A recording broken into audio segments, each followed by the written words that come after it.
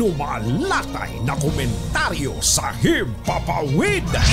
Dos por dos. Walang takot sa paghimay sa masalimuot na isyu ng bayan. Dos por dos. Humahataw na mga balita at impormasyon. Dos por dos. Ating damhin, ating lasapin ang hagupit na Dos por Dos.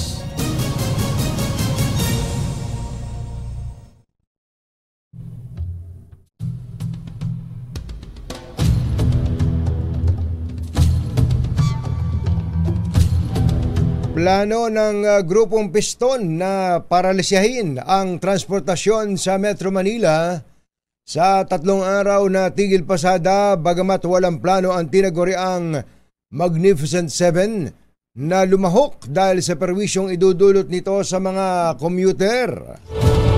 Tiniyak naman ng pamahalaan ang kahandaan upang mabawasan ang epekto ng transport strike sa pamamagitan ng pagde-deploy ng mahigit 1,000 sasakyan at 9,000 mga pulis sa natukoy na 20 ruta na tinatawag na Area of Concern na maaring maapektuhan ng tigil pasada. Maaga namang minaliit ni LTFRB Chairman Teofilo Guadis III ang epekto ng tigil pasada bilang protesta ng Piston sa deadline sa December 31 para sa mga individual operator ng jeep na mag-consolidate at mag-comply sa guidelines ng PUV Modernization Program ng pamahalaan. Samantala, Yeah. hindi na nagsuspindi ng klase ang DepEd at sa halip ay ipinauubaya nito sa mga LGU ang pagdedesisyon kung magkakansela ng klase sa araw na ito. Isyu ng bayan. Katotohanan. Dos por Dos. Pag maitim ang balak, magtago ka na. Dos por Dos. Si Jerry at si Anthony, narito na. Dos por Dos. Hahataw ng todo, urado ka. Dos por Dos. Ang katotohanan, dala nila. Dos por Dos. Walang sinasamba pali, maniwala ka.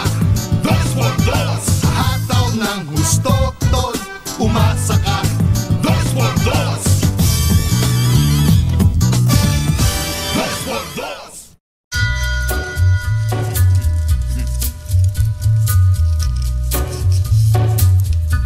Hi, hi, hi.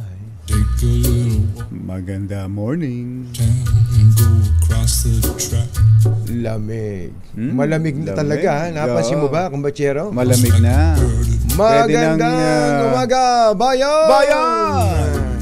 Ito po si Anthony Taberna. Ito po si Jerry Baha. Muli pong sumasa inyo ang Dos por Dos. Kompleto. You know you're never coming back.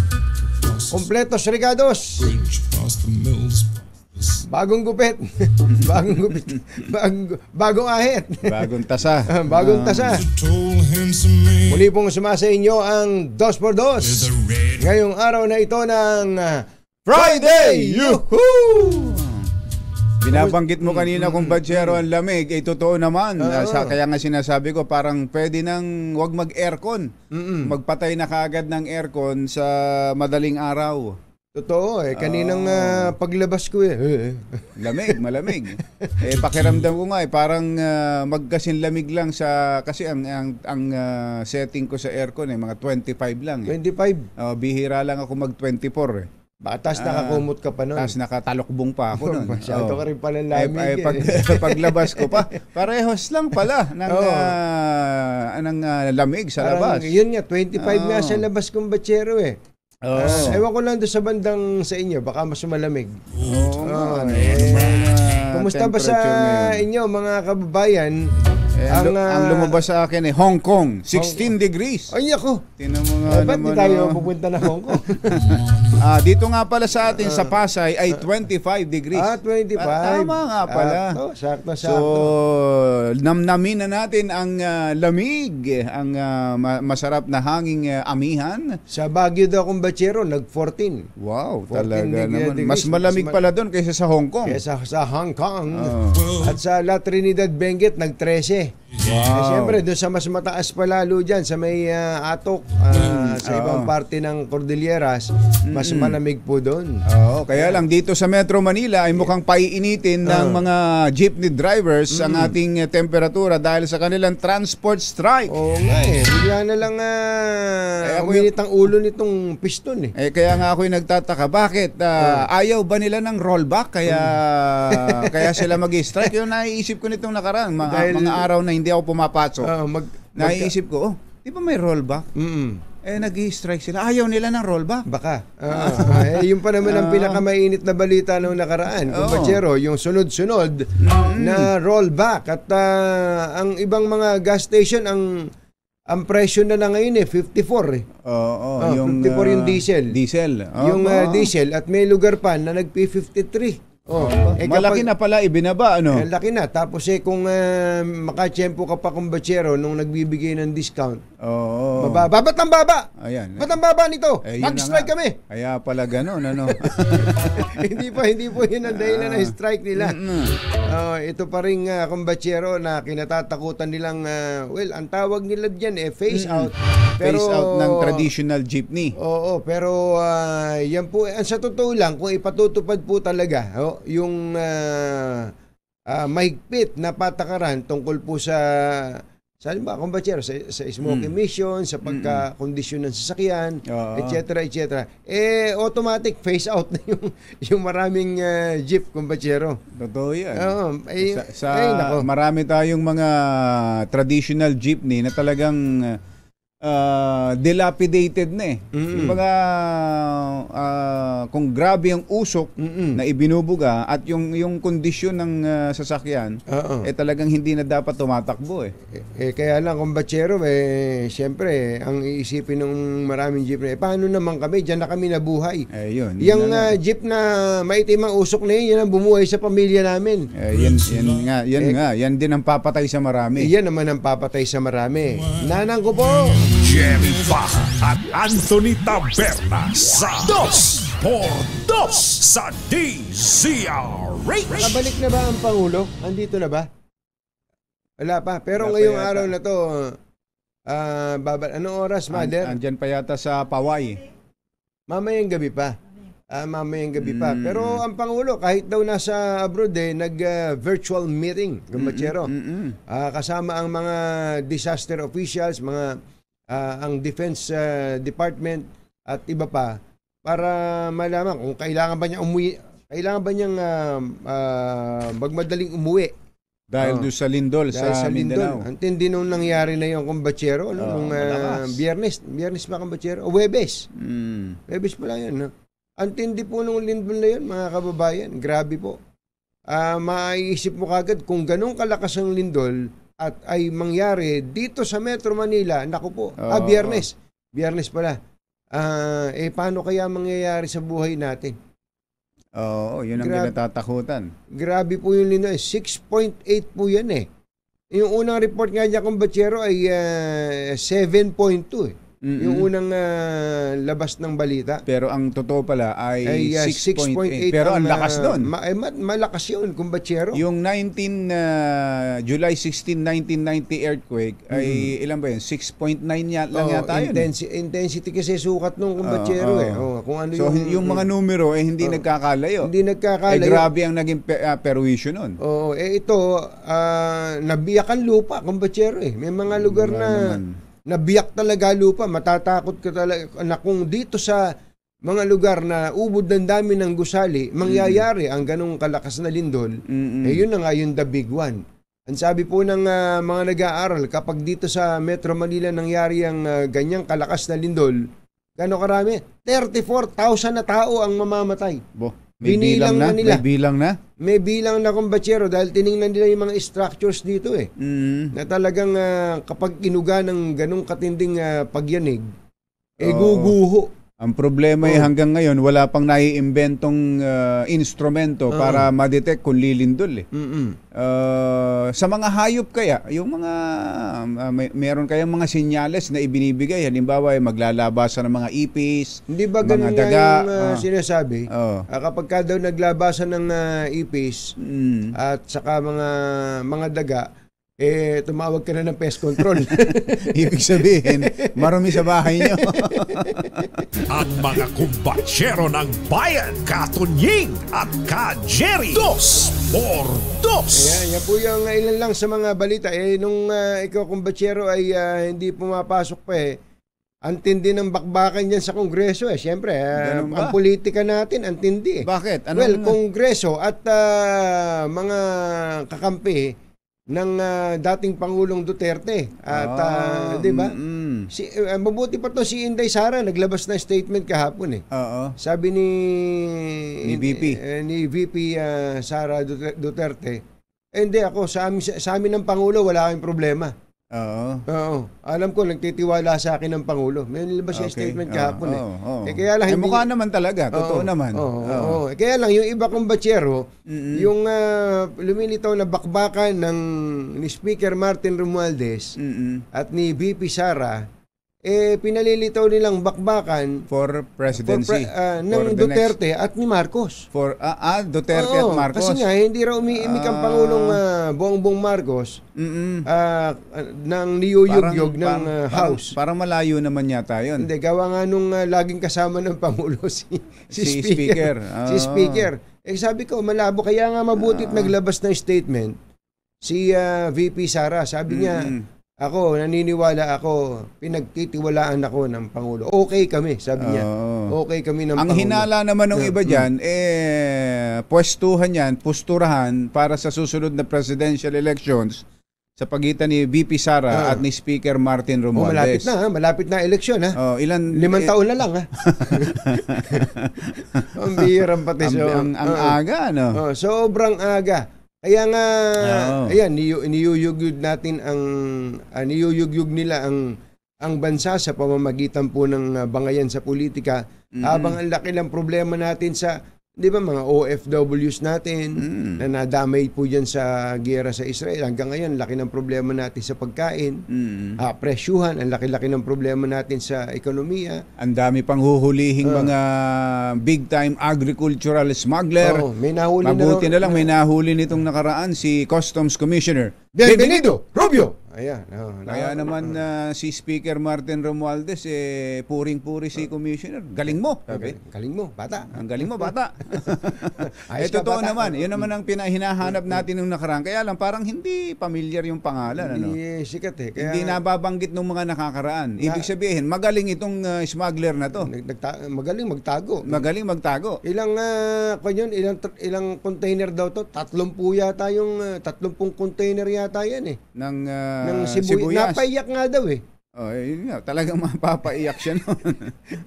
Napaiyak at nag-iwa na sibuyas. Yan po yung mga balitang ating susubaybayan. Siyempre, tututukan po natin ang pangyayari po sa ating mga lansangan. Ang mga anak po, huwag nyo nang papasukin.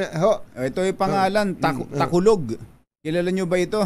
Itong si Takulog ang apelido. Takulog. Ang kilala ko si Takidlat ito Kulog. Tinamaan kayo ng Jason De Rojas Takulog. Taga saan kaya yan? Batangas daw ito na nadali, kumbatsero. Sa pagtutulungan. Tama ba? 30 yan containers. 30 containers. Ilan pa kaya napalusot dati yan? Ayun na nga. Pwede kayang damputin din sa batok na parang kuting yung mga kasabwat niyan. Dapat lang. Pati kasabwat. Kasi hindi naman makakapormang kahit sino smuggler kung walang kasabwat. At kung walang nagbubulag-bulagan doon sa dinadaanan. Pero mong 30 container, hindi ka maiyak dyan. Sa isang container lang, amoy pa lang yan. Ang bihirang patis. Dapat, Customs Commissioner Bienvenido, Rubio! Aba, may mahuli ka rin ng mga taga-customs. Customs mismo. Oo, at saka kung taga-Department of taga, Agriculture. ano ba yung dinadaanan? Sa mga port. Mga port, yan, tama yan, kumbachero. Ayan, manghuli po kayo dyan para lalo kaming humanga at si Speaker Martin Romualdez masabi sa iyo, ayos ka, bata. Talaga. Ayos ka, bata.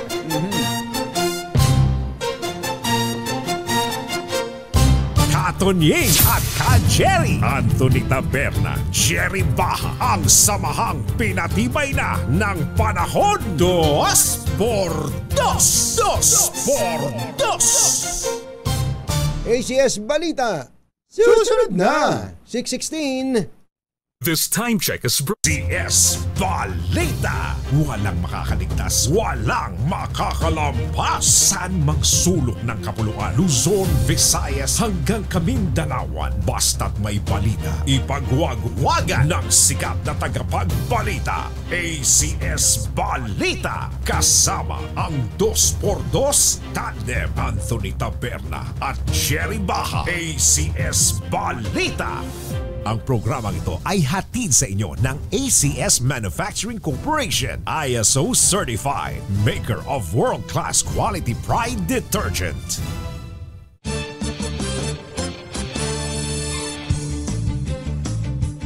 Araw ngayon ng Lunes, 20 ng Nobyembre 2023. Sa ulo ng ating ACS Balita. Mas mabilis na internet sa Pilipinas inaasahan sa pagpasok ng satellite internet service ng Starlink. Mga pensyonado ng GSIS makatatanggap na ng Christmas cash gift simula Disyembre 6. Katiting na rollback, kasado na bukas.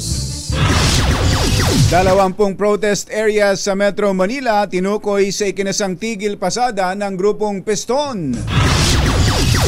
MMDA naghigpit na government marked vehicles na dadaan sa EDSA busway. Huhulihin na simula ngayon. At lamig sa Baguio City bumagsak na sa 14 degrees Celsius. Magandang umaga, Luzon, Visayas at Mindanao. Good morning, Philippines. Hello, world. Ito po si Anthony Taberna. Ito po si Jerry Baha. At ito ang ACS Balita. ACS Good News. Asahan na po ang mabilis na internet sa Pilipinas kapag nailarga na ang paggamit ng satellite para sa internet service. Sa kanyang pakikipagkita sa Filipino community sa California, ibinida ni Pangulong Bongbong Marcos na nagkaroon siya ng pagkakataon na malibot ang SpaceX facility ng Starlink yung kay ni Elon Musk. Ayan. At nakita niya ang potensyal sa satellite broadband connectivity. Sumakay ba sila dyan? Ayan, isa nasa picture na yan. Nakakatakot. Yung rocket na yan. Baka picture taking lang. Baka bigla silang dalhin sa buwan yan. Baka nga. Hindi na sila makauwi. Oo. Yun daw ang inaasam-asam ng Pangulo, ang mapabuti ang koneksyon ng internet sa Pilipinas. Oo nga. Gamit na gamit din daw po kasi ayon sa Pangulo, ang internet hindi lang po sa pag-aaral kundi pati sa negosyo. Dahil dito inatasan ng Pangulo ang DICT na kaagad asikasuhin ang mga napagkasunduan sa Amerika pagbalik sa bansa upang maging mas epektibo, produktibo at episyente ang serbisyo ng gobyerno sa publiko. Aba, ayos yan. Pero yung internet na yan ni Elon Musk, yung StarTol, andito na yan. Oo, papuntang Batangas. Andito na yan sa Pilipinas. At may mga gumagamit na yan. Meron na. Si Boss Jomay lang natin, gamit na gamit Magkano yan. daw yan? Magkano? Boss Jomay, pa-testing mo nga naman sa amin. O kaya, pwede ba jumper dyan? Pwede ba pa-connect? pwede bang mag-sub... 30,000? 30,000? Ha? Ang mahal pala, no? Baka pwede naman isang barangay na doon. Oo, isang barangay. Meron kang may plaka yun nga, diba? yung kabit-kabit lang. Satellite dish, tapos kakabit sa iyo yung isang jumper barangay. lang. Tapos kung sisingilin mo ngayon yan. ng mas mahal. Oo. Halimbawa, 30 kayong kakabit doon. Tig 2,000 lang. Tubo ka na ng 30,000. Ayos ka talaga, Ilon. Nagbayad ka na, kumita ka pa. Yan ang Startol. Hindi, Starlink. Starlink. Na gagamitin na rin ng gobyerno natin. Yan. Ayos yan. Good news yan. Ito pa isang good news. Ipamimigay na ng GSIS ang Christmas cash gift ng mga pensyonado simula sa Disyembre 6. Mahigit sa 3.47 billion aginaldo ang ipamimigay ng GSIS sa 300,000 kwalipikadong pensyoner. Katumbas ito ng isang buwang pensyon na nasa 10,000 ang maximum limit. Kabilang sa mga qualified pensioners ay ang mga matatanda at may mga kapansanan. Ito'y sa December 6 pa, kumbatsero. Pero dyan sa Makati, sabi ng mga empleyado ng Makati City Hall, ganire kami sa Makati. Natanggap na nila nitong nakaraang weekend. Nung weekend pa. Natanggap na ng mga taga Makati ang kanilang Christmas bonus. Advance Apaka-advance. Iba si Mayor Abby. Si Mayor Abby Binay, nakatanggap, magkakano yun, ating Malu? Yung sa Makati. Tinatanggap ng mga taga City Hall ng Makati. Nakatanggap na sila ng cash gift. Tapos meron pang clothing allowance na ibinigay na rin ng advance. At yung productivity incentive. 8,000 employees yan, kumbatsero. Ito ang mabibigay din karagdagang 11,000 sa December. Ayan, sa December.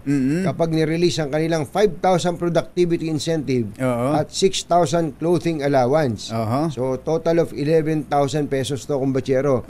Pero that's on top of kumbatsero, yung kanilang bonus. Yung naunang ibinigay ng inilabas ng bonus nitong weekend. Ito, kumbatsero, 42,800 ang year-end bonuses daw eh. Ayan, sabi po ni Mayor Abby Binay, tinawag niya yung human resources. Hoy, halika nga! Halika nga dito! Yung mga regular ba sa casual employee, sabi niya, magkano ba ang matatanggap niyan? Magkano ba yan? May pinakamababang posisyon daw, kumbatsero, ay nakatanggap ng 42,800 pesos. 42? Oo, na year-end bonus. 8,800. Ayan. Yung pinakamababa yun. Pinakamababa yan, kumbatsero. At siyempre, yung binanggit natin kanina, meron pong ibibigay na 11,000. 5,000 productivity incentive at 6,000 na clothing allowance. Yan ay bukod pa sa 8,000 pesos na ibinigay na nitong weekend. Yun kumbatsero. Takot naman. Hindi dahil pera ng Makati Kaya na maganda, pamigay nyo. Ipinamimigay talaga sa mga taga Makati. Mayor, taga Makati kami dumadaan kami sa Makati. Diyan nga pala kami sa Palanan. 6:28 ng umaga. Asahan ng panibagong rollback sa presyo ng produktong petrolyo bukas. Ngunit ito ay katiting lamang kumpara noong nakaraang linggo. Batay sa pagtaya ng oil industry sources, hindi aabot ng piso kada litro ang nakambang rollback sa gasolina, diesel at kerosene ang ikatlong sunod na linggo ng bawas presyo. Alas 6:28 ang ating oras na impagnabigat kada kayo amin na po. Agreeing kayo, gising na. Umarangkada na ang unang araw ng nationwide transport strike ng grupong Piston upang ipakita ang kanilang pagtutol sa isinusulong na PUV modernization program ng pamahalaan. Nagtakda ang Piston ng 20 protest areas sa Metro Manila sa ikinasalanang Tigil Pasada, kabilang ang Novaliches sa Quezon City, Pilcoa, Litex sa Quezon City, sa Alabang at mga lalawigan sa Southern Luzon, Bicol at Cebu.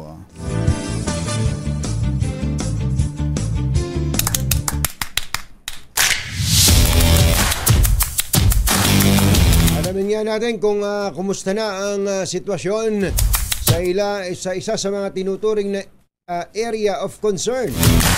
Isa sa mga areas of concern nito, kumbatsero, ang Monumento Caloocan. Naroon po si RH23 Edwin Duque. Come in, Edwin!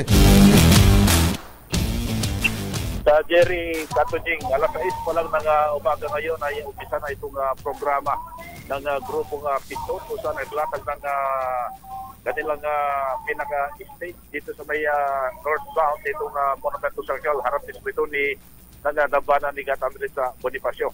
Ang kanilang isinisigaw ay ibalik yung 5 taong prangkisa ng PUV at no to peace out. Ito yung kanilang isinisigaw ngayon. Halos nagka-traffic na itong galing ng Thompson Road, galing ng MacArthur Highway na dumadaan dito sa Monumento Circle dahil itong one lane ay inakupa ng grupo Piston. Kaya nandito yung persa ng LTO, DPSTM, BNP at ng MMP upang imanto yung bigat na dali ng trapiko.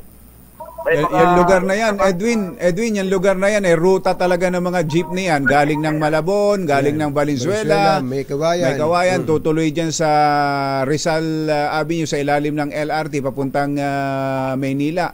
Pero ngayon ba may mga bumibiyahe pa? Marami. Kaya matraffic. Kaya pala matraffic, maraming bumibiyahe. Gusto mo humarang dito sa may Samson Road, nagaling ng Malabon at Naputas, pero hindi nila magawa yan dahil napakaraming enforcer. Andito pa yung LTO at ang kalukan ng pulis. Andito nakatambak dito sa may Monumento Caloocan. No? Meron namang ilan na biyaheng Sangandaan to Gasak Recto. Doon sa may bahagi ng Mabini, marami tayong daan at nakatambay na lang yung mga jeep.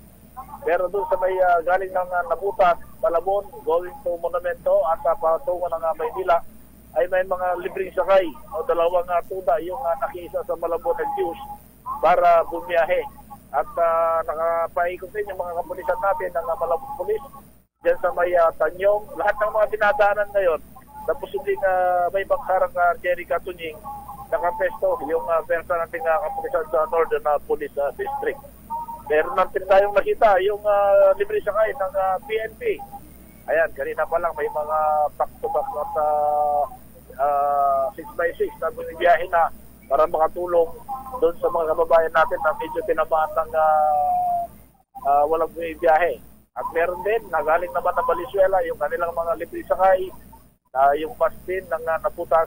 Nakita na rin natin kanina, mag-yung bus at mga ilang sasakyan ng Malabon. Ang kagandahan nito, Jerry Katunying, nakita natin yung pagpapakita ng persa ng bawat barangay, yung mga manggagaling sa bawat barangay na patungo ng monumento at mga sakayan patungo sa kanilang destinasyon, inahatid naman ng kanilang mga rescue team, yung mga van at iba't-ibang sasakyan yung ginagamit para makatulong doon sa ating mga babayan na pakasakay at hindi sila maperwisyo sa unang transport strike ng grupong Piston.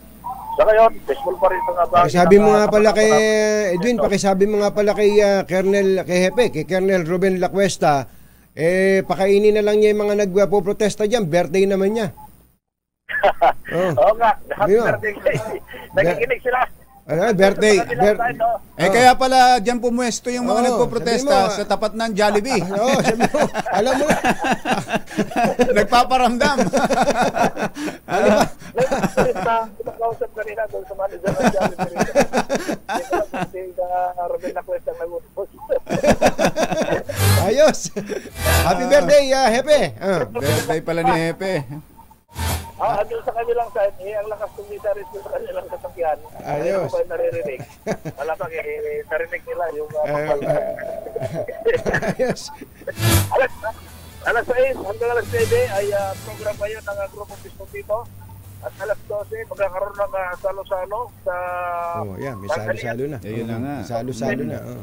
Alas 6 ulit, ay tuloy-tuloy yung kanilang programa ka, Jerry Katunying. Yes, sir. Ayan, wala pa rin dito sa Monumento Circle. Ako pa rin sa RS23. Edwin Duque, tuloy-tuloy sa magbabalita, tuloy-tuloy sa serbisyo. Sama-sama tayo, Pilipinas. Kasama ang 2x2 Tandem Anthony Taberna at Jerry Baja. ACS Balita. Susunod! Tito Boy! Ano kaya ang ipinagbili ng Pangulo sa ating mga disaster officials? At kukumustahin na rin natin ang sitwasyon ng ating mga kababayan na nalindol noong Biyernes. Aba, at dyan sa EDSA Busway Carousel, may latest. May latest? Sino? Ayun. Sino? Sinets Itets. Sino ang papayagan pa na makadaan dyan? Ayan. Bukod sa mga nauna nang nabanggit. Yan at iba pa sa pagbabalik ng ACS Balita. 6:35 ng umaga.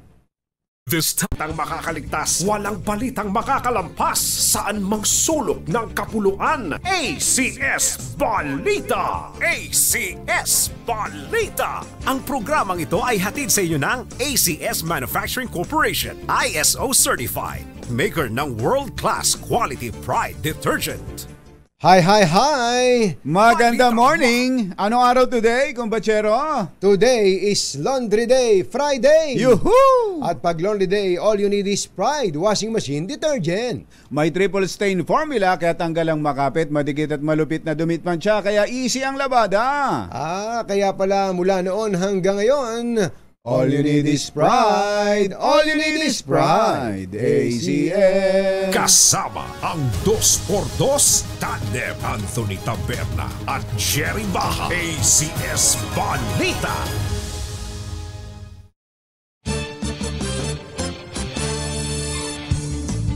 Balik-balita tayo, bagamat hectic ang kanyang schedule at kahit pa nasa official working visit sa Amerika, nagpatawag ang Pangulong Bongbong Marcos Jr. ng emergency Zoom meeting upang tutukan ang paghahatid ng tulong sa mga pamilyang naapektuhan ng malakas na lindol sa Southern Mindanao.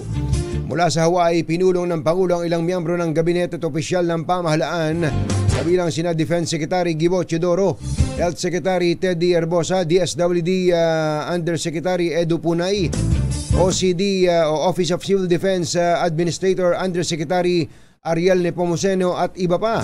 Isa sa direktiba ng Pangulong Marcos ay kaagad maglabas ng Quick Response Fund o QRF sa pamamagitan ng NDRRMC batay sa pinsala at pangangailangan. Sa pagbabalik sa bansa mamayang gabi sa NAIA, agad makikipagpulong ang Pangulong Marcos sa NDRRMC para tumanggap ng situation briefing at personal na tutukan ang pagpapadala ng relief goods na magtutungo sa Mindanao. Kasapin natin, kumbachero, si Undersecretary Ariel Nepomuceno, ang Administrator ng Office of Civil Defense sa USEC. Magandang morning! Magandang morning, Yusek! Si Katunying po at saka si Jerry. Jerry, good morning po. Morning po. Antindi pala nung meeting na to tinitingnan ko kung napangmalakasan kayo sa get up hindi eh. Anong oras po ba yung Zoom meeting na yan, Yusek, kasama ang Pangulo? Mga alas 6 na halos ng gabi yun. Pero sa kanya, 11 p.m. ng gabi. 11 p.m. Talagang kahit siguro maghapon yung mga schedule niya doon, ano? Tubo na nga ako ng hapunan nun, natigil eh. Biglang nagtatawag po ng meeting eh. Biglaan po yun. Talagang gusto niya that he's appraised doon sa nangyayari. Ano po bang ni-report ninyo sa Pangulo? Kumusta na po ba ngayon ang update natin diyan po sa Mindanao po? Una-una po, nag-aalala po siya kaya ako nagpatawag ng emergency meeting dahil nga nalaman niya din na may mga patuloy na pag-ulan na maaaring makalala sa sitwasyon. Kaya ibinili niyang maigpit ilang bagay. Unang-una, nabanggit niya nga po, siguraduhin na ang national government ay aalalay sa local government. Iniulat naman namin na sa ngayon, kinakaya pa naman ng local government units yung sitwasyon. Ngayon pa man, nagbigay na rin tayo ng pagtulong ang DSWD, may 5 milyong halaga na ng pag-alalay ang binigay na nila sa ating mga kababayan. Ang Office of Civil Defense din, ganoon din, nagtutulungan po kami dyan. May mga alalay na rin tayong ibinigay sa ating mga kababayan na nangangailangan. Kahit na naiulat na kaya naman ng local government units. Pangalawa na ibinilin niya, wag na wag aalis kami doon. Ang local government units baka mangailangan bigla dahil may mga after-tax pa namang naiulat. Although hindi naman kalakasan, may 86 na after-tax kasi yung iulat na. Mahina namang karamihan kasi hindi lumalampas ng 4.3 magnitude.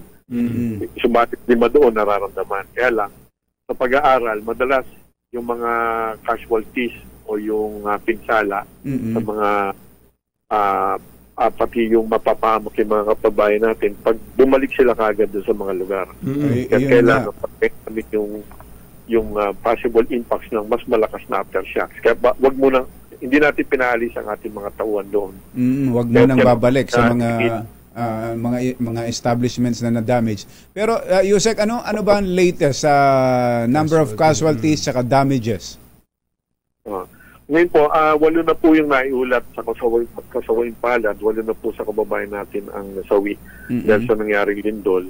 At sana wag naman, pero inaasahan natin baka umangat pa yan kasi baka may mga makita pa. Yung ang problema kasi karamihan dyan, tinamaan ng mga bumagsak na mabibigat na bato, mga tipak bato. At meron din sa landslide, 2. Doon sa landslide, ang hindi natin kagad makita. Kaya tinitingnan natin, lalo sa parting Sarangani, landslide prone sila. Tinitingnan natin pa yung mga naiulat na baka may landslides pang may mga natabunan. 8 ang namatay, ilan ang missing, Yusek? Kukunin ko pa ho yung eksaktong figure doon mamaya.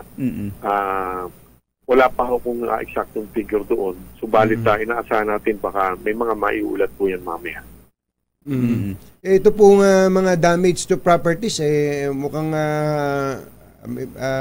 medyo malaki lalo nung nakita natin yung mga video at saka mga larawan na Yusek, ano? Opo, sa infrastruktura, mahigit 71 yung naiulat na mga na-damage. Sa mga kabahayan naman, mahigit 54 yung naiulat. Marami dyan minor, pero marami din namang malaki ang pinsala. Kaya kinakailangan nga yung lalo yung mga malls at lalo na rin mga paaralan, kailangan siyasatin muna mabuti bago natin pabalikin o payagan makabalik yung mga tao. At sa paaralan naman, lalo't mga bata, huwag muna kagad-kagad bumalik. Yan ang ibinili natin sa mga LGUs. At yan din ang ipinag-alala ni DepEd Secretary Vice President Sara. Siya ang nag-preside ng meeting namin nung Sabado ng umaga sa India. So as of today, wala mo ng establishmento na pwedeng mag-operate, mga shopping malls na nakita natin, sir, pati eskwelahan, ano? Tama po. Kailangan mag-tulong-tulong tayo, mag-cooperate sila. Huwag muna lang payagan kasi delikado po yun.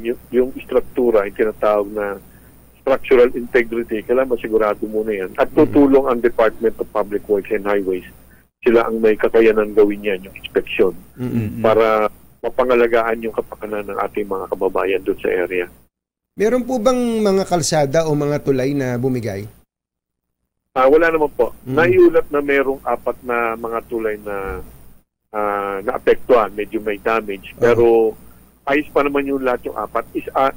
Yung 3 doon sa 4, minor damages lang. Yung pang-4, talaga namang dapat nang gawin nyo kahit bago pa man nagkaroon ng lindol. Due for repair, major repair, sa budget ng 2024 ng DPW.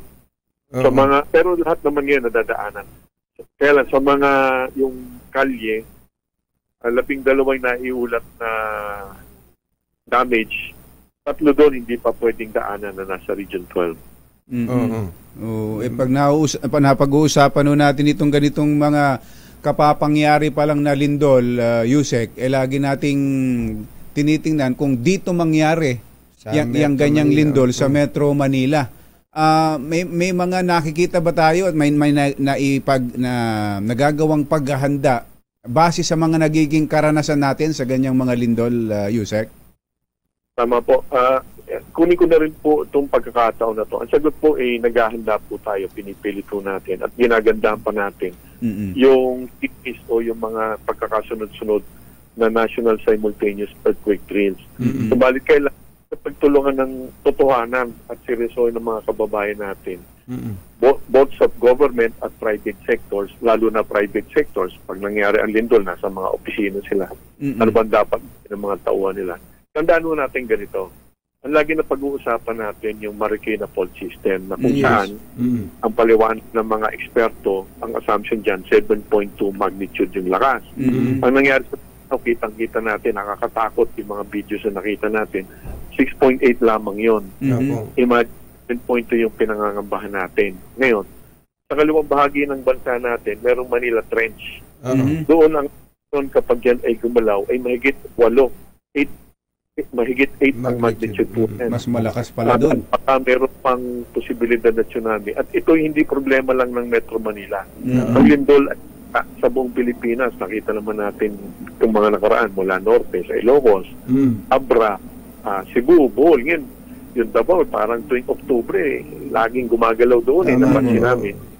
Oo kaya ang pagsasanay, kailangan seryosohin natin pag merong panawagan na magsanay tayong lahat, hindi nating maigi. Ngayon, sa kanang bahagi naman ng bansa, merong Philippine Trench, ganun din. Mas malakas po pag gumalaw. Kaya yung pagsasanay natin, kailangan ma-develop yung kolektibang muscle memory. Kasi pag takot na takot ka, hindi ka naman makapag-isip talaga ng todo. Kita nyo, doon sa mga videos, may mga nagtago pa doon sa pader. Yun na ang maaaring po. Meron nga unang casualties yung naghuan ng pader nila. Oo nga. Yun nga yung tatanong namin Yusek yung bang mga earthquake drill natin na ginagawa na by the way, last week lang yata, 2 weeks ago lang yung ginawa nyo, yung sa may Aurora pa ang buton Yusek. Yung ba nakikita nyong nai-apply na kung titingnan nyo yung reaksyon ng ating mga kababayan na nalindol dyan po sa Mindanao? Kung ako po, personal ko po ito. Opo. Para sa akin, hindi pa sapat talaga ang ating collective muscle o yung kakayanan natin na talagang mag-react sa isang napakalakas na lindol. Kulang po yan, maghabol pa po tayo.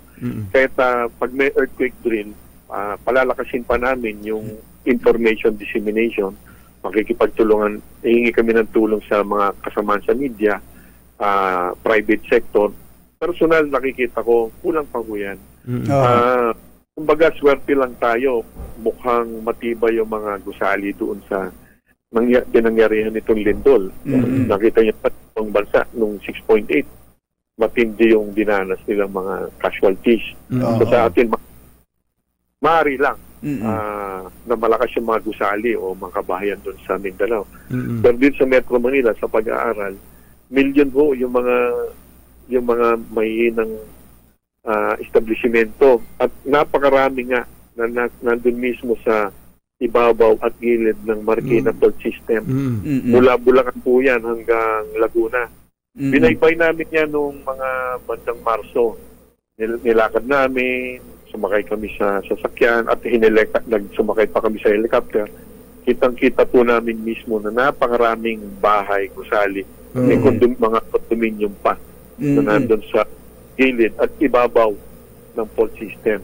At yung ako personal, kailangan palakasin pa natin yan. Tama ho kayo doon, Yusek, at mukhang kailangan pala ganapin pa yan. Pero yung mga earthquake drills na binanggit nyo, baring yung iba kasi, nakasubok na ako niyan, alam ko na yan. Baka may mga ganun tayong mga kababayan na sinasabi, kaya yung mga sumusunod na hindi na sumasali, may nabago ho ba?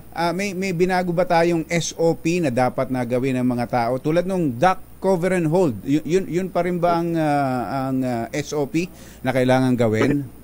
Ganun po. Yun nga po mismo ang ipinaliliwanag ko. Yung duck, cover and hold lang mismo, unang-una kulang po kung yun lang.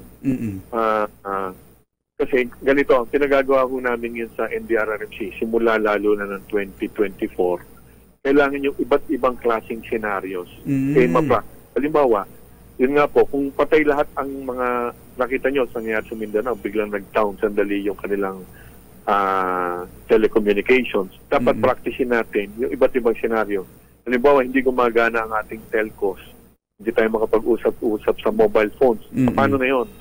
May establish pa natin yung tinatawag na command and control. Kailangan practicein yung gano'n. At practicein din natin na sa gabi.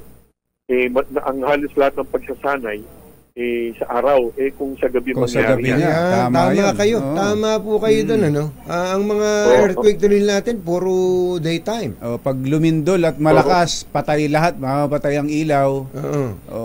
May mga ano po yan. Yung tinitingnan, may napakaraming sunog. Nakakatakot po pag inaral ninyo Isipin nyo, 5 million ang madi-displace na mga tao. Pag binibilang ko nga, yung available na evacuation centers, kasya ba 5 million doon. Yung mga mawawalang tao, mahigit 140,000. Pag binitalyo natin, medyo matatakot ka. Kung mauunaw lang ng lahat yung kaseryosohan ng ganung banta. Ayan nyo po, Sanay at siguro pag tulong-tulungan natin yan, ito may nagme-message nga sa atin, baka nga yung pong pagpapalaganap ng earthquake drill ay hindi pa ganun, ano? At yung mga karagdagang pang impormasyon at patungkol po dyan. Yusek, maraming salamat po sa update po ninyo at kung meron po kayong mga gustong iparating sa bayan, sabihin nyo lang po kami. Opo, salamat din po sa pagkakataon. Thank you po. Good morning, si Undersecretary Ariel Nepomuceno, ang administrador ng Office of Civil Defense. Nagatid sa kabuuan ng ating ACS Balita, ito po si Anthony Taberna. Ito po si Jerry Baha. Kasama ang 2x2 tandem Anthony Taberna at Jerry Baha. ACS Balita. Balitang makatoto ni Taberna, Jerry Baha. 2x2. 2x2.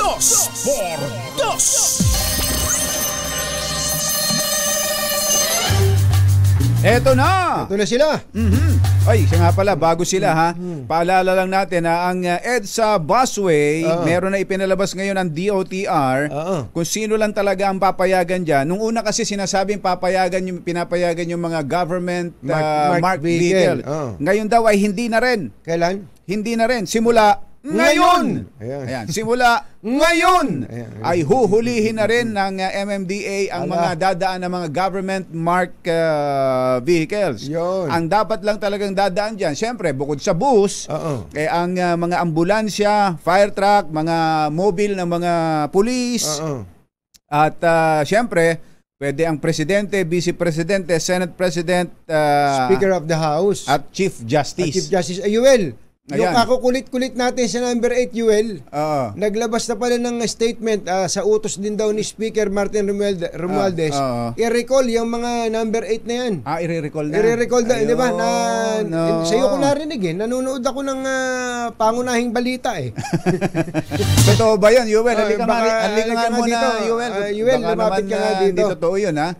Ipaparecall na nga ba ni Speaker yun? Speaker daw. Kasi daw, yung iba daw, ang ginagamit pa kong batyero ay 17 Congress. Oo nga, mga lumang... mga luma. Dati pa nga, meron niyang nakalagay na district Tapos dumating ang panahon na, tinanggal na rin yung district, 8 na lang. Dapat ngayon, kung talagang gusto niyong gumamit ng protocol plate, ilagay niyo yung distrito. Yayaman din lang at gusto ninyo. Para makilala kayo. Gusto niyong gumamit niyan. Yan. So, pero ang malinaw, ito rin sa mga taga-MMDA, dati pala kasi, pinapayagan pa rin nila. Halimbawa, may sinita. Kasi sinabing, si congressman ganito, si senator ganito, pinadadaan. Ngayon, bawal na lahat. Wala na kayong papayagan. Wala na yung ito, pwede. Pag sinabi ni traffic enforcer na pwede, pwede. Pag sinabi ng traffic enforcer na hindi pwede. Ngayon, malinaw na kung sino talaga ang pwede lang. Yun, 5 lang ang maliban pwede. doon, bawal na lahat. Na. Yung cabinet member, hindi pwede dyan. Yung number 6. Yung 7, senador, hindi pwede dyan. Media, hindi pwede dyan. Big time Bernard. Wag mo na akong sinasama dyan, ha? Pero pwede ba dun sa meron kasi dyan na may barrier talaga. Meron namang guhit lang. May guhit? Nakatuntong? Nakatungtong lang. Ano ba sabi ni chairman doon? That's stepping on the baseline. Bawal din. Baka naman pwedeng ganun yun. Chairman, technical ka. Baka naman pwedeng pag-usapan yan. Doon sa guhit lang. Talaga, kulit. Sinabi pala ni House Secretary General Reginald Espiritu Velasco. Velasco na ipapahuli na yung mga gumagamit ng number 8 na plates. Siguraduhin nyo yan. Dahil siyempre, medyo mangingilag din dyan ng mga manghuhuli. Sir, ngayon, ang utos daw ni House Sec Gen, General to General yung nag-utos House Secretary General Reginald Velasco ay hulihin ang mga gumagamit ng number 8 na blaka.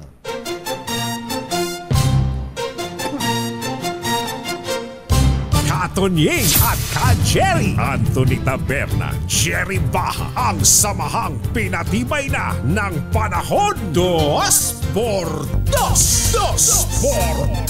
Binabati nga pala natin ang happy birthday si Bobby Cruz. Kilala mo? Si Phil Cruz. Kilala mo ito. Kilala natin ito ng Ito ang buhay ko. Ayan. Yan, ang mga hinahangaan nating mga drama talent ng DZRH. Happy birthday. Mga nangingilang Bobby Cruz. natitirang drama programs sa radyo. Itong si Bobby Cruz ay isang legend. Pag pag-uusapan ay drama ng dito sa amin sa DZRH Drama Department. Binabati ka, bossing Bobby Cruz, nina Anching Abby at si Astrid. Narito na ang pasada ng ating mga balita mula sa ating mga RH reporters. Kaugnay ng Tigil Pasada. Unahin mo RH8, Christian Manyo. Coming, Christian! Jerry at Anthony, eksaktong alas 6 ngayong umaga, umarangkada na ang Tigil Pasada ng grupong Piston bilang pagtutol sa Public Utility Vehicle Modernization. Kabilang na ang consolidation ng mga tutor at operator na bumuo ng korporasyon o kooperatiba bago matapos ang taon. Sa abiso ng Piston, higit 10 lugar ang apektado sa buong Metro Manila, Laguna at Cavite na bumabiyahe patungo ng main route sa NCR. Kabilang na dyan ang Monumento Circle sa Caloocan kung saan ginaganap ngayon ang main strike. Nupuetro Gas Station sa Indalo Corner, Goldilocks at Shell sa Nova Bayan, Pure Gold E. Rodriguez Avenue at Philcoa sa Commonwealth Avenue sa Quezon City. Ganun din sa A. Francisco Corner Onyx sa San Andres Bukid at Agoncillo Corner Pedro Hill sa Maynila. Meron din Tigil Pasada sa Baclaran sa Pasay City, Anapang Terminal sa Muntinlupa, Dr. A. Santos Avenue sa Sukat Parañaque, Pasig Palengke at sa SM South Mall sa lungsod ng Las Piñas. Habang apektado rin ang ilang lugar sa Cavite, kabilang na ang Jollibee Molino at GMA Highway to Silang at ang Calamba Crossing sa Laguna. Una nang sinabi ni Camo de Floranda, National President ng Piston, na aabot sa 100,000 tsuper ang lalahok sa Tigil Pasada at kumpiyansa sila na mapaparalisa ang transportasyon. Samantala, Jared Anthony, sa monitoring ng Land Transportation Franchising and Regulatory Board, mula kaninang alas 4 na madaling araw, normal pa rin ang sitwasyon at naiipon lamang ng bahagya ang pasahero sa ilang terminal lugar dahil ngayon ay Monday rush hour. Para sa kauna-unahan sa Pilipinas, DCRH, ito si Christian Manyo, tuloy-tuloy sa pagbabalita, tuloy-tuloy sa serbisyo, sama-sama tayo, Pilipino. Thank you, Christian. 7:11 ng ating oras. Alamin naman natin ang sitwasyon sa lugar ni RH52, Edniel Paroza. Kami, Edniel! Jerry at Anthony, humahaba na ang pila ng mga pasahero dito sa gilid ng Marikina Sports Complex. Nagtigil pasada na kasi itong grupong Mapapjoda na bumabiyahe sa rutang Pasig at Pateros. Kahit hindi sila miyembro ng Piston, sinabi ni Denso Enteres, Vice Chairman ng grupo, tutol talaga sila sa modernization at tuluyang pagkawala ng kanilang mga traditional na jeepney.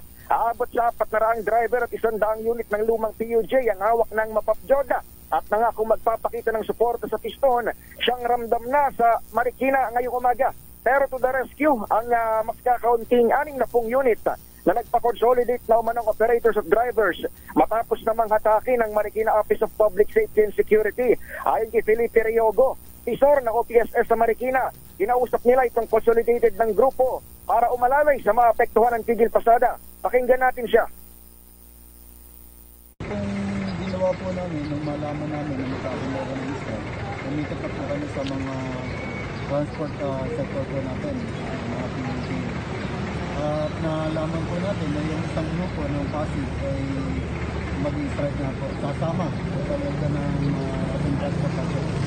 Kaya po ginawa po natin ang paraan na malagyan po ng biyahe, ruta-ruta ng biyaheng Pasig. Kasama ko kanina dito, katuningan si Ka Jerry, si Ka Denso ng Mapapjoda. Sinabi niyang babalik sila sa pamamasada bukas. Salungat naman sa 3 araw na strike ng Piston. Nakabantay din ang mga polis dito sa kaaba ng Sioux Avenue.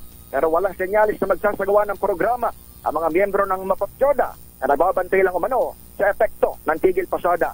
Para sa kauna-unahan sa Pilipinas, DZRH, ito si Edniel Paroza. Tuloy-tuloy sa pagbabalita, tuloy-tuloy sa serbisyo.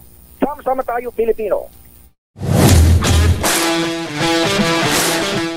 Thank you, Edniel. Puntahan naman natin si RH5 Val Gonzales na tinututukan ang East Avenue at Commonwealth Avenue. RH5 Val Gonzales, come in, Val!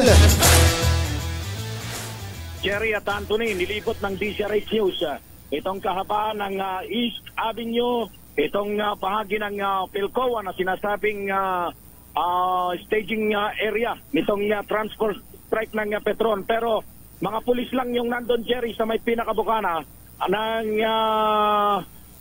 UP Diliman. At yung kahaba ng elliptical road ay tuloy-tuloy yung pamamasada ng mga jeepney drivers na hindi sumama dito sa transport strike na ito. Maging yung kahaba ng East Avenue ay tuloy-tuloy din yung pamamasada ng ating mga tsuper na hindi sumama dito sa transport strike na ikinasa ng grupong Piston. Ang Quezon City government, Jerry at Anthony, ay kasado na. Dinagdagan pa yung kanilang mga libreng sakay sa pamamagitan ng bus. Yung araw-araw na libreng sakay doon sa kanilang Quezon City Bus Service ay dinagdagan pa ng mga sasakyan na nanggaling naman sa 142 mga barangay para tiyakin na mayroong masasakyan yung ating mga kababayan sakaling magkaroon ng epekto, mayroong mga may stranded doon sa ikinasang transport strike na ito ng grupong Piston. Kami nandito na ngayon dito sa may Katipunan Avenue, dito pa rin sa Quezon City, at itong mga tsuper ng jeepney rito, ni isa ay walang makikisama dito sa transport strike na ito ng grupong Piston. So kung kung walang sumamang jeepney driver, tapos may mga bus pang ipinakalat ang Quezon City government, walang dahilan para masuspindi talaga ang klase. Walang may stranded na estudyante. Sa tingin ko, Jerry at Anthony, walang sa stranded dahil maraming mga jeepney, mayroong mga libreng sakay, mayroong mga hindi sumama dito sa transport strike nito, katulad nitong biyahe, yung papasok ng UP Diliman, yung patungo ng UP Campus, dadaan yung UP ikot. Yes, correct.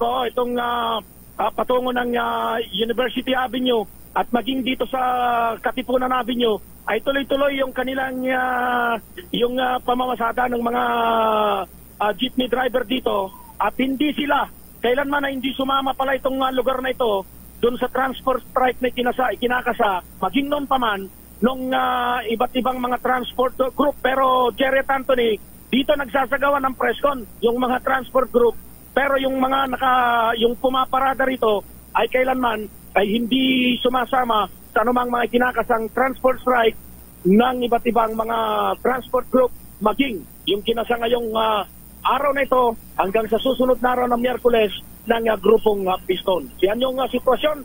Mamaya ikutan naman natin ang bahagi ng kahabaan ditong Aurora Boulevard dito sa Cubao, Quezon City, kung meron nga mga stranded o merong epekto yung ikinasang transport strike o sinasagawang transport strike ngayong umagang ito.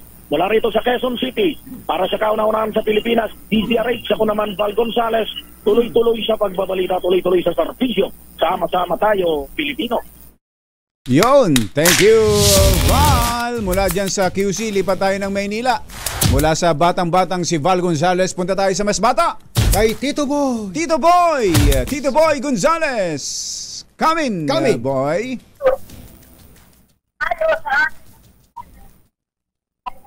Tito Boy. RH29, Boy Gonzales. Okay, Anthony, Jerry, dito na tayo ngayon sa may Pedro Hill, Agoncillo. Dito sinasagawa yung transport strike ng grupong Piston na biyaheng Guadalupe at dito sa Ermita. Alas 5:30 pa lamang ay tumigil na sila sa pagkapasada. Ayon kay Johnny Dayola, ang presidente ng Piston dito sa naturang terminal. Samantala, yung mga na-stranded naman ng mga pasahero ay nakasakay na ngayon. Ayon dito sa NTPD na dumating na yung mga e-truck nila para magatid ng mga pasahero na stranded patungo sa Guadalupe. Aabot sa 50 na e-truck ang dineploy ng Manila LGU dito sa sinagwang transport strike. Bukod sa mga tricycle, naka-standby rin yung mga dalawang truck ng Manila Police District, yung mga sasakyan ng NDRMO o Manila Disaster Risk Reduction and Management Office ayon dito kay Arnel Angeles. At iikot ang mga ito iba't ibang lugar sa Maynila, lalo na sa mga lugar na mapektuhan ng transport strike. Nagsimula ngayong oras na to ang pag-ikot nila sa libre sakay para sa mga may stranded nating mga kabayan, mga pasahero sa isinasagawang strike ngayong araw. Mula sa kauna-una sa Pilipinas, ito si Boy Gonzales, tuloy-tuloy sa pagbabalita, tuloy-tuloy sa serbisyo sa Masama Tayo Pilipino.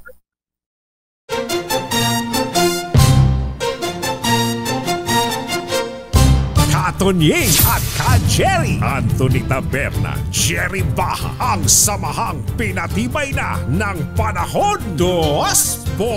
2x2.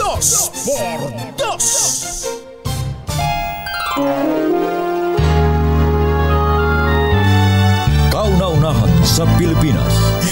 NBC Manila Broadcasting Company. DZRH, member kapisanan ng mga broadcaster ng Pilipinas. Member KBP.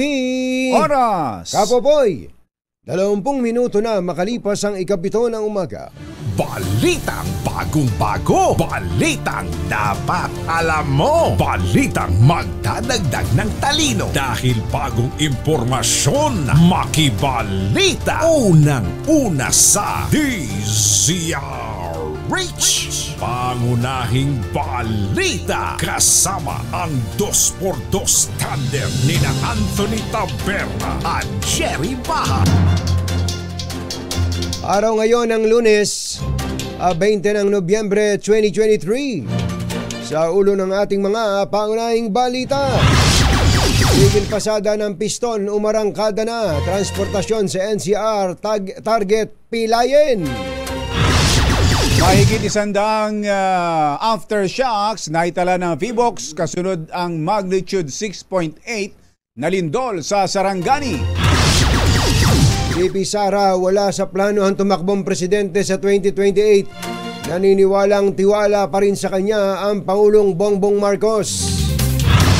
Pangulong BBM at Chinese President Xi Jinping nagpulong sa ikalawang pagkakataon paraan upang maiwasan ang tensyon sa West Philippine Sea, tinalakay.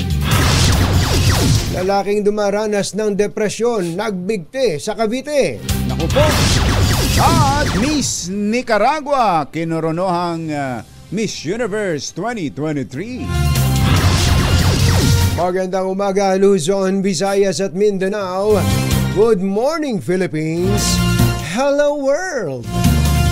Ito po si Anthony Taberna. Ito po si Jerry Baha. At ito ang Pangunahing balita. detalye ng mga balita sa aming pagbabalik, 7:22 ng umaga. This time... Alas 7:26, lumarga na ang 3 araw na tigil pasada ng grupong piston sa buong bansa kontra PUV Modernization Program. Nasa 100,000 miyembro ng piston ang inaasahang lalahok sa transport strike hanggang November 22. Kumpiyansa si Piston National President Modi Floranda na mapaparalisa nila ang transportasyon sa Metro Manila. Nasa 20 ang protest areas na tinukoy ng piston sa Kalakang, Maynila, partikular sa Novaliches, Philcoa, Litex, gayon din sa Alabang at mga probinsya ng Southern Tagalog, Bicol at Cebu. Samantala, tinapatan ng LTFRB ng libreng sakay ang 3 araw na tigil pasada ng grupong piston. Nasa 250 sasakyan ng LTFRB ang pinakalat sa buong Metro Manila para asistihan ang mga pasaherong maaaring maapektuhan. Sa pagtaya ng ahensya, nasa 10,000 pasahero ang kayang serbisyohan ng libreng sakay. Kabilang sa ide-deploy para sa free ride simula ngayong araw ang mga truck, bus, patrol cars at maging ang mga electric tricycle. Umabot na sa 101 ang naitatalang aftershocks mula ng yanigin ng magnitude 6.8 na lindol ang Sarangani noong 1 linggo. Pinakamataas dito ang magnitude 4.3 na aftershock kung saan 5 ang naramdaman. Intensity 5. Sinabi sa DZRH ni PHIVOLCS Director Teresito Bacolcol na posible pang tumagal ng ilang araw o linggo ang aftershocks. Pinawi naman ni Bacolcol ang pangamba sa posibleng paggalaw ng iba pang fault line dulot ng malakas na lindol.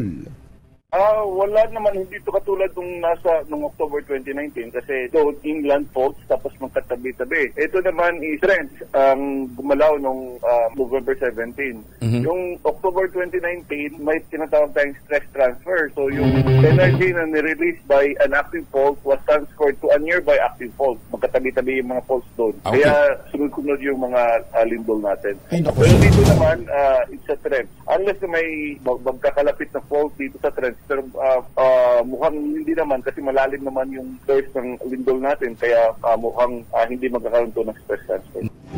Yan po ang tinig ni PBOX Director Teresito Bacolcol. Pinangangambahan naman na tumaas pa ang bilang ng mga nasawi sa malakas na lindol sa Mindanao noong Biyernes ng hapon. Ito ang pagtaya ni Office of the Civil Defense Administrator Undersecretary Ariel Nepomuceno. Ayon sa opisyal, 8 na ang kumpirmadong namatay, subalit na nanganganib na madagdagan pa ang bilang dahil sa mga landslides sa mga apektadong lugar, lalo na sa Sarangani Province. Baka umangat pa yan kasi baka may mga makita pa. Yung ang problema kasi karamihan dyan, mga bumagsak na mabibigat na bato, mga tipak bato. At meron din sa landslides, 2. Doon sa landslide ang hindi natin kagad makita. Kaya tinitingnan natin lalo sa parting Sarangani, landslide prone sila. Si OCD Administrator Ariel Nepomuceno. Alas 7:30 na ng umaga, Achi, ahya, Mr. Jelom Tang, Chityampwa. Kumbinsido si Vice President Sara Duterte na buo pa ang unit team at tiwala pa rin sa kanya si Pangulong Bongbong Marcos Jr. Nilinaw ng Vice Presidente na wala silang hidwaan ng Pangulo sa gitna ng mga espekulasyon na may lamat na ang unit team. Inaalam na ng kampo ni VP Sara ang ulat na may balak na impeachment sa kanya ang Kamara de Representantes. We're okay. Well, I believe that I still have the trust of President Ferdinand Marcos Jr. So we are currently doing our due diligence about this one and then we will release a comment in the appropriate time. Yan po ang tinig ni VP Sara Duterte habang may nagsasayawan sa kanyang likuran. Una nang itinanggi ni Speaker Martin Romualdez na may nagpaplanong patalsikin si VP Sara sa posisyon. Eto nga. Tinuldukan ni House Speaker Martin Romualdez sa mga hinala ng impeachment plan laban kay Vice President and Education Secretary Sara Duterte. Ayon kay Speaker, walang pagkilos sa Kamara para ipa-impeach ang pangalawang Pangulo. Inilarawan din ng House Speaker na very good ang kanilang relasyon ni VP Sara kahit nilusaw ng kapulungan ang confidential fund ng OBP at ng Department of Education. Susunod! Tito Boy! Sino itong beauty queen actress na hindi pa rin natatagpuan matapos dukutin ng 4 na kalalakihan? Tagal na yan, ano? Oo. Yan ba yung unsuspect police major? Iba to. Iba pa yan? Si Kuan na to eh. Iba pa yan? Si Kuan na to, si Morial. Showbiz pala yan. Showbiz na to eh. Pero yung isang yung binabanggit ko na ang suspect police major. Kuan yun. Ilang buwan na yun, kumbatsero. Ang tagal na nun. Buwan na yun. Hindi pa rin nakikita. Hindi pa. Mukhang yung iba ngayon, nawawalan na ng pag-asa kung makikita pa yun ng buhay. At si police major, ayaw kumibo. Umami na kay Chief na meron siyang illicit relation kay beauty queen. Pero ayaw sabihin kung nasaan at kung may kinalaman siya sa pagkawala. Tinatanggi niya na may kinalaman siya. Pero yung kanyang relasyon kay beauty queen inamin na. Inamin na niya. At nahihiya nga daw kay Chief, nakaladkad pa yung organisasyon. Ganun talaga eh. Pag-ibig, pag nasok sa puso ni Numan, hahamakin ang lahat, masunod ka lamang. Yan at iba pa sa pagbabalik ng Parudahing Balita 7:32. This time, Lita Berna at Jerry Baha DZRH Pangunahing Balita. Pinapaalala lang natin sa ating mga motorista, wala pong number coding scheme ngayong araw sa Metro Manila dahil sa tigil pasada ng Grupong Piston. Sinabi ni MMDA Chairman Don Artes na may mga ruta po kasi sa NCR na apektado ng transport strike kaya nagdesisyon sila na suspindihin ang number coding sa buong Metro Manila maliban sa lungsod ng Makati. buong Metro Manila tapos hindi kasama yung Makati. Talagang may sariling traffic policy ang Makati. Alas 7:39 na ng umaga, nagkasundo sina Pangulong Bongbong Marcos at Chinese President Xi Jinping na bumuo ng mekanismong magpapakalma sa tensyon sa West Philippine Sea. Sinabi ito ng Pangulong Marcos matapos ang pulong nila ng Presidente ng China sa sidelines ng APEC Summit sa Amerika.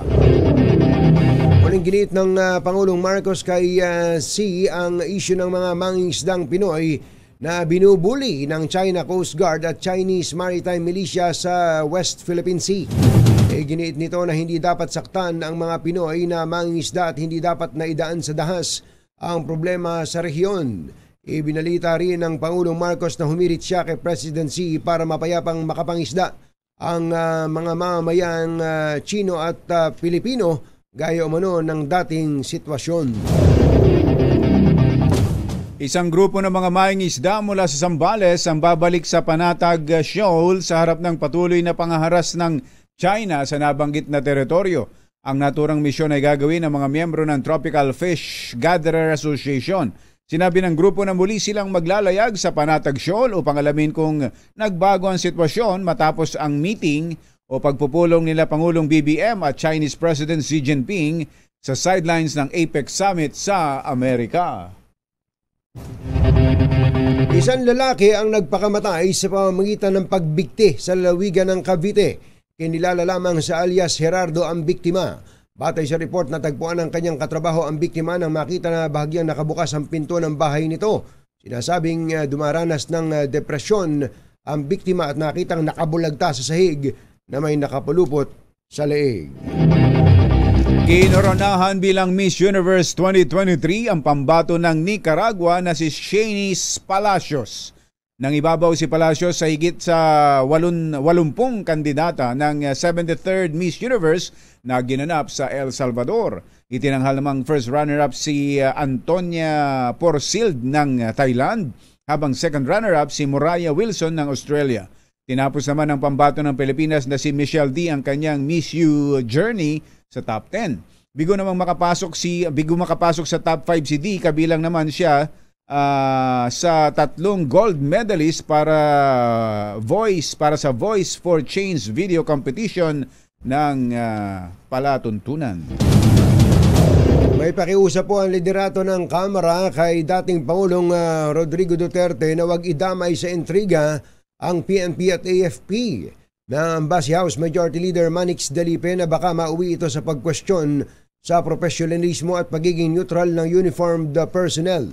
Sa tingin ni Congressman Delipe, hindi tama at patas na isangkot pa ni Duterte ang PNP at AFP sa political activities at baka mahirapan lang sila na maibalik ang kredibilidad at mataas na level ng profesionalismo sa kanilang hanay. Samantala, napipintong iakyat ng piskalya ng Quezon City sa hukuman ang kasong grave threat laban kay dating Pangulong Rodrigo Duterte. Ito ang pagtaya ni Attorney Rico Domingo, isa sa mga abogado ni ACT Teachers Party List Representative Franz Castro, matapos sabihin ni Duterte na handa siyang magpakulong sa halip na magsumite ng counter affidavit. Ayon kay Domingo, kung paninindigan ng dating Pangulong kanyang pahayag, mapipilitan ng piskalya na isumite ang kaso for resolution bago iakyat ang demanda sa hukuman. Mukhang may igigisa. Mukhang magpapagisa ng sibuyas with egg and tomato. Aba, SOT? Itong si Customs Commissioner Bienvenido Rubio. Dahil sa pagka-aresto sa isang big-time onion smuggler na maituturing na malaki daw pong hakbang sa kampanya ng Marcos administration laban sa agricultural smuggling. Sinabi ni Customs Commissioner Bienvenido Rubio na ito ay nagpapakita lamang sa commitment ng Marcos administration na habulin ng mga big-time agricultural smuggler sa bansa na nisisi sa tumaas na presyo ng sibuyas na umabot pa nga ng 700 piso noong December 2022. Umaasa si Rubio na ang bagong development na ito ay magsisilbing babala sa iba pang smugglers na wag nang tangkaing labanan ng batas para magpayaman. Tiniyak ni House Speaker Martin Romualdez na hahanapan ng Marcos administration ng pondo ang rehabilitasyon ng mga lansangan, tulay, fishport at ilan pang infrastruktura na nawasak sa 6.5 magnitude na lindol sa Southern Mindanao. Ang katiyakan ay binigay na Speaker Romualdez para sa sapat na pondo ay tiniyak ni House Deputy Majority Leader for Communications Erwin Tulfo matapos na personal na magtungo sa General Santos City at Sarangani kahapon alinsunod sa direktiba ng Speaker na alamin ang kalagayan ng mga residenteng apektado ng malakas na lindol. Pangunahing balita sa showbiz. Magandang dilag, puso ko'y 7:44 na ng umaga. Akala ko naman kung batsero ay ito eksena lang sa isang tagpo lamang sa mga TV series ngayon. Oo, pero mga totoo pala. Totoo pala ito. Totoo palang itong si Azenit Briones ay nawawala. At ang mismong nagpapasabi at ang nagbabalita ay isa ring kaibigan niyang aktres, si Isabel Rivas. Kilalang kilala ni Kuya Jerry Labasan yan Oo, mga sinusubaybayan niya ito dati. Mga 1970s daw yan nung nagumpisang sumikat sa mga pelikula. Sige nga, alamin na natin ang mga dagdag pang detalye ng balita mula sa ating showbiz legend, Morley Alinio. Magandang morning, Morley! Yes! Magandang morning, Luzon, Visayas at Mindanao. Good morning sa dalawang lalaking super guwapo, napakabango, ka-Jerry and ka-Tuning. Well, nawawala nga ang veteran actress, isang beauty queen at isang milyonarya na si Azenit Briones. Kung matatandaan nyo, si Azenit Briones ay napamanahan ito ng napakalaking lupain dyan sa San Pablo na kung saan may kuwari pa yan na kumikita ng milyon-milyon. Pero eto, nawala siya noong Friday, November 10. At ngayon ay November 20 na, 11 days na nawawala itong si Azenit Briones. Ano yan? May official report sa police, Morley? Itong ang best friend niyang si Isabel Rivas ay nagbigay na ng pahayag sa mga pulis. At ngayong araw na ito ay nakatakda itong magtungo sa NBI upang isiwalat ang kanyang kaalaman o nalalaman hinggil sa pagkawala ng kanyang kaibigan. Nawala itong si Azenit Briones ng November 10 ng hapon dahil marami itong commitment na dapat gawin pero hindi niya napuntahan. Kilala naman natin na itong si Azenit Briones na kapag tinawagan o tinext, agad na nagre-reply ito, particular na sa kanyang mga kaibigan. Pero maraming mga commitments na hindi nasipot itong si Azenit Briones kung kaya't naisip nga nitong si Isabel Rivas na nawawala ang kanyang kaibigan dahil wala na itong pasabi. Tinatanong din ng mga kamag-anakan ay pawang wala ring alam. Kaya ngayon, pinagtatakahan ano ang nangyari. Nasaan ang beauty queen actress na dati-rati ay hindi naman ito ginagawa na sumira sa mga usapan o mga meetings o kanyang mga gagawin. May senyales daw ba na may problema, Morley? Problema saan? Si Azenit. Ang hindi ko alam kung anong nitong huli naman nakikita namin na maayos naman siyang kausap. Actually, in-invite pa nga niya ako doon sa gagawin niyang fashion show. Paano naman? Fashion show noong Tuesday, dapat may fashion show yon. Matagal niya na akong inimbitahan. Sabi niya, Morley, pumunta ka ng fashion show ko. Chuchu. Sabi ko, sige, paano pupuntahan? Nawawala na nga siya. So active pa rin kahit na nitong mga nakakaraan bago yung pangyayaring mawala siya. Oo, active siya. Oo, active at sabi mo, mayaman, milyonarya. Mayaman si Azenit Briones. Kasi nga, di ba napamanahan ito ng malaking kalupain dyan sa San Pablo City. Nung namatay na yung kanyang asawa sa Resorts World. Resorts World. Yun ang nangyari dyan. Ngayon, ang duda ng marami, nasaan si Azenit Briones? At totoo ba na dinukot ito ng apat na lalaki na unang ang napabalita noon? Yan ang ating katanungan. Nasaan si Azenit Briones? Ayan. Yan ang ating DZRH Showbiz Status News. Ito po ang inyong RH47. Morley Alinio, tuloy-tuloy sa pagbabalita, tuloy-tuloy sa serbisyo. Sama-sama tayo Pilipino. Babu!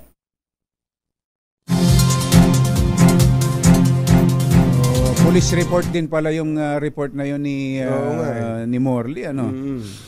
Sana naman ay okay lang si Miss Azenit Briones. Sabi mo, nakita mo lang nung nakaraan. Nakita ko lang, October 16 sa isang event. Kasama niya si Jean Saborit. Oo. Nung araw pa naman na yun, binlind item pa naman ni Morley. Si Jean Saborit. Si Jean Saborit. Hindi. Si Azenit mismo o iba? Si Azenit nga yata yung blind item niya. Nako, Panginoon kong buhay ito. No? Sa sports, selyado na ng Pinay tennis sensation na si Alex Ayala ang ticket sa finals ng W40 Q-Tech Open sa Pitangge, Luxembourg.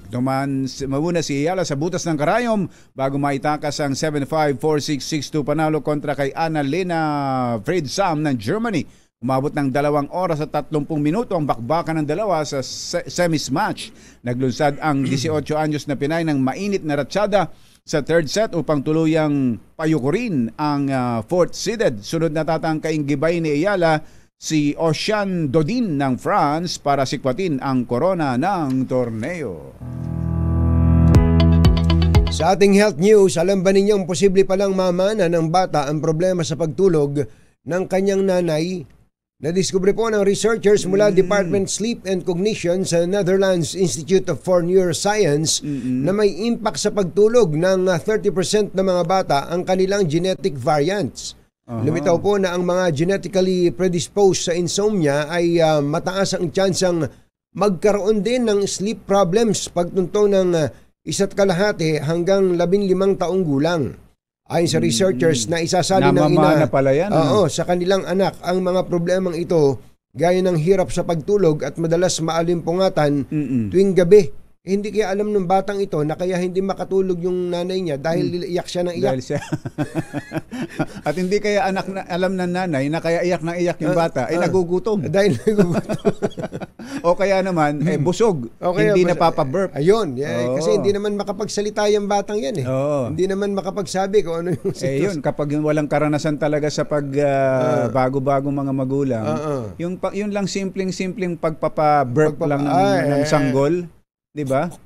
Yung ikakargahin mo lang at ng patayo, hindi yung patumba. Wag. Patayo, yung ulo ay nasa balikat mo. Yan.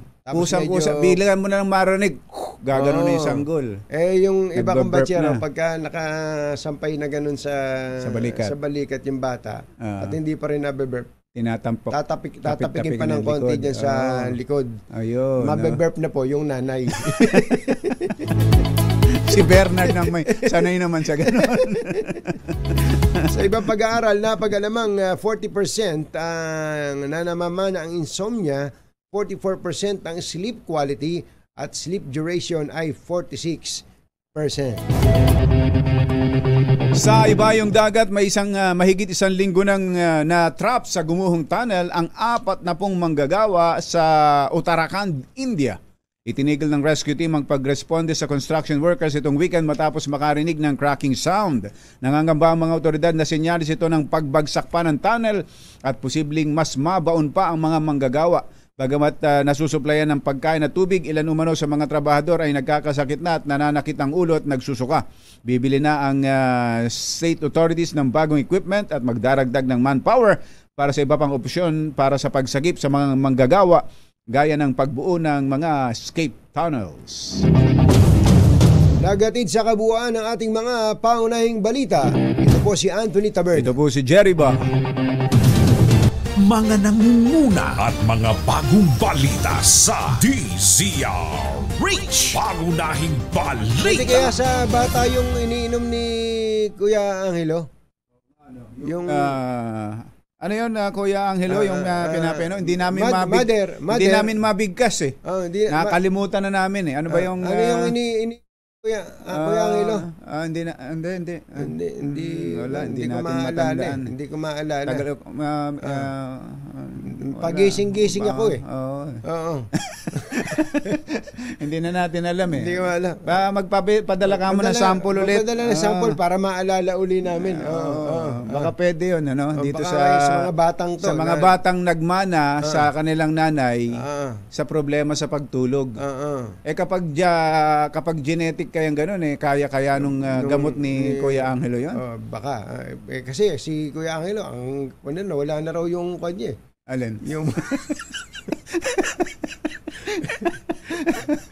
Diba? Mula daw nung makapon. May kinalaman ba yun? Si Kuya Angel po namin, maraming mga isinusulong na advocacy yan. Tulad na lang nung yung ano tawag doon? Yung ang tawag po dyan ay kapunero. Di ba? Pinunit muna nila ang kanilang sedula. At sumigaw na kami yung mga kapunero. Ang bira. Kuya Angel, ay, boss namin ho yan. Boss namin yan. Malaki ang kinalaman ni Boss Angelo Palmones sa pagkakabuo ng 2x2. Ayan, sa mga hindi po nakakaalam yan. Siya po ang siya po ang utak na ito. Ayan, kaya siya po ang utak ng kapunero. Ba't ba napunta tayo doon? Ay, naman.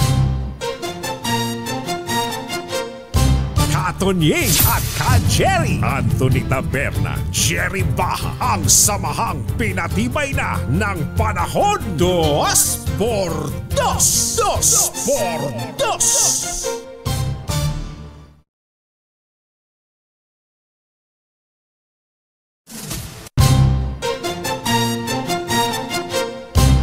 Katonying at Ka-Jerry, Anthony Taberna, Jerry Baha, ang samahang pinatibay na ng panahon. 2x2.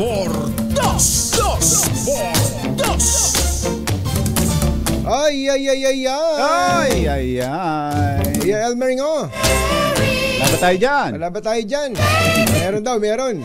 Kung kayo daw po ay nangangailangan ng magpalit ng bubong, no problem dahil may bubong na maasahan. Gawa sa state-of-the-art technology. May aluminum na. May pintura pa. Now available na rin sa pre-painted tiles pan. Kaya para sa eleganteng bubong na matibay na makulay pa, mag-Cherry Loom pre-painted ka na.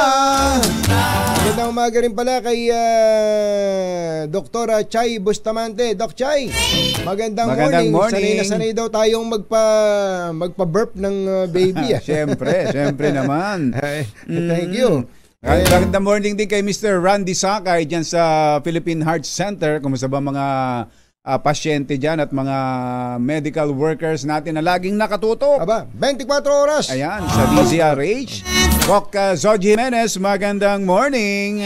Nandito na ang all-new Cherry Tiggo 5X Pro Hybrid, ang pinakabagong hybrid vehicle na makakasama mo sa pang-araw-araw na biyahe na pambarkada o pamilya. Fuel efficient at 6.6 sa features na swak sa katulad mong naghahanap ng sasakyang pangmalakasan ng dating. Safe at panalo sa advanced functionality. Meron tong 1.5 liter turbocharged engine at 48-volt hybrid system na nagpapababa sa fuel consumption. O di ba? Suwabe sa kalsada at tipid sa gasolina. Secured ka dito dahil meron din itong 6 na airbags, full LED lights at double row daytime running lights, tulong para sa mas ligtas na biyahe. Kaya kung gusto nyong masubukan ang all-new Cherry Tiggo 5X Pro Hybrid, bumisita lang sa pinakamalapit na Cherry Auto dealership o kaya naman ay check out ang kanilang website www.cherryauto.ph.